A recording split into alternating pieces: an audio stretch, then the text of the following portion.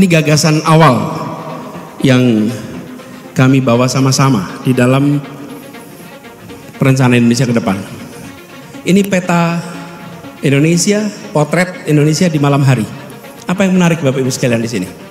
Mohon maaf kalau boleh pinjam apa sih namanya nih? Laser pointer.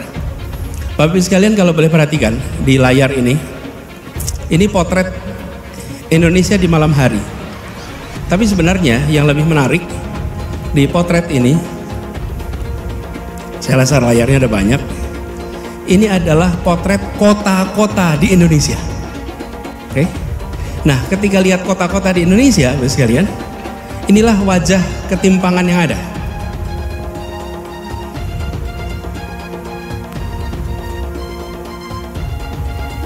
Kelihatannya ada ketimpangan juga Pak di sini Pak. Ini kan suatu hal yang sangat krusial. Dia akan memberi semacam insentif atau tidak pada capres yang sudah dideklarasikan. Oleh karena itu maka dua elemen penting itu menjadi pertimbangan semua partai menurut saya. Pertama misalnya asas diterimanya. Jadi ini menjadi asas penting diterimanya di partai-partai yang berpotensi mengusung, bukan mendukung tapi mengusung.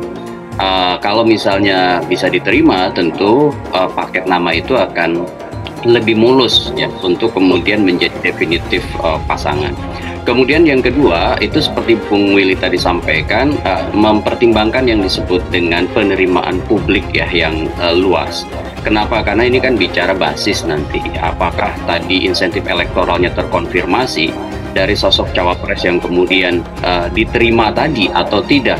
Nah, kan bukan hanya semata-mata bisa diterima oleh kalangan partai politik, tapi juga kemarin kita sudah bahas ya gosip pengamat Faisal Assegaf yang mengatakan bahwa SBY sudah merestui Gatot Nurmantio sebagai wakil presiden atau calon wakil presiden dari Anies Baswedan, dan itu adalah langkah yang penting ya, walaupun kemudian tentu selanjutnya ada di tangan Surya Paloh kalau seandainya memang Anies Baswedan mau memilih Gatot Nurmantio.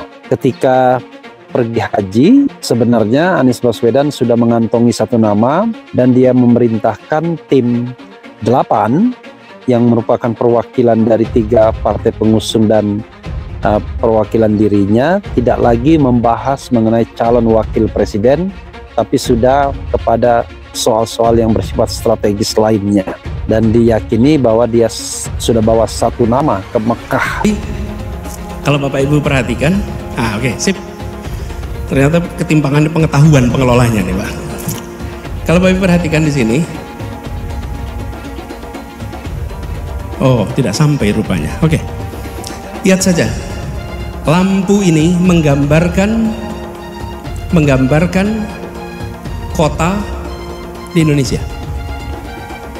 Ketika kita lihat kota-kota ini, sekalian, di Jawa paling terang itu Jakarta, Surabaya. Begitu masuk Sumatera, titik-titik kecil. Kalimantan, titik-titik kecil. Ini yang lebih ramai itu di Sarawak. Ini Malaysia. Sampai di kawasan timur gelap. Saya tidak menggunakan statistik Bapak Ibu sekalian. Gak pakai statistik nih tentang macam-macam. Gak usah, pakai ilustrasi ini aja. Listrik yang nyala di malam hari. Kombinasi itu penting ya. Tentu prinsipnya dalam merumuskan pasangan calon ini kita sesuai dengan kehendak itu dalam pemahaman pluralisme. Tidak ada orang mau berkontestasi tidak memenangkan kontestasi tersebut. Pak Surya Paloh mengingatkan itu terus menerus kepada kami dan termasuk di tim 8. Jadi bagaimana proses mengerucut satu nama, sampai nanti mengumumkan itu fatsunya cuma satu saja, gitu kan? Bagaimana menang dalam kontestasi, dan kemudian menang ini adalah di tunggal yang saling melengkapi. Ya bisa pasangannya soleh dan soleha, bisa dua-duanya anak soleh, itu bisa.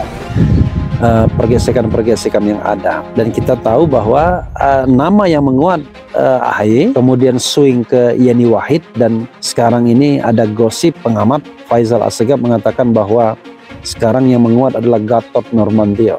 Dari situ terlihat ketimpangan yang luar biasa. Coba kita lihat negara lain. Kanan bawah India. India itu kalau ditanya kompleks, ya. Jumlah penduduknya 1,3 miliar, lebih banyak dari kita. Tapi lihat, ketika di malam hari terdapat distribusi yang relatif merata. Ini kalau pakai layarnya yang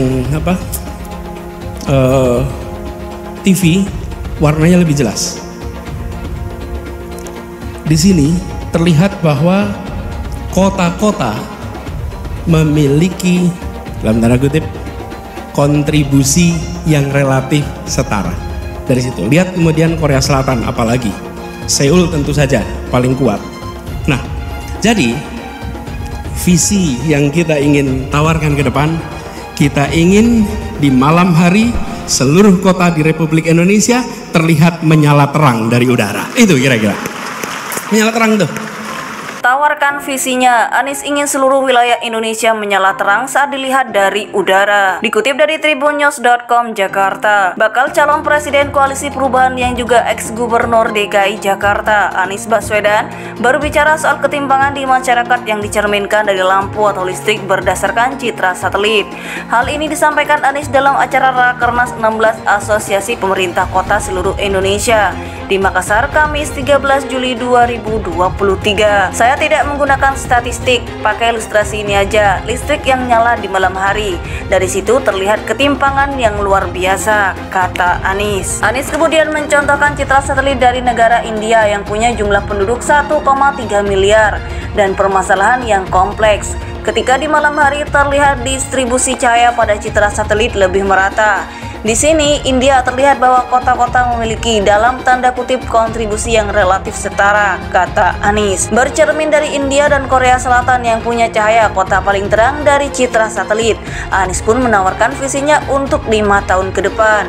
Dia ingin seluruh wilayah Republik Indonesia menyala terang di malam hari saat dilihat dari udara. Jadi, visi yang kita ingin tawarkan ke depan, kita ingin di malam hari seluruh kota di Republik Indonesia menyala terang di udara, tutur Anies. Menurut Anies, perkotaan tidak boleh gelap lantaran kota yang gelap dipandang punya perekonomian dan kontribusi rendah. Jadi jangan sampai kota-kota ini gelap. Kalau gelap itu perekonomian rendah, kontribusinya rendah, dan tentu saja PLN harus menyiapkan suplainya, terang dia. Bercermin dari India dan Korea Selatan yang punya cahaya kota paling terang dari citra satelit, Anies pun menawarkan visinya untuk 5 tahun ke depan. Dia ingin seluruh wilayah Republik Indonesia menyala terang di malam hari saat dilihat dari udara.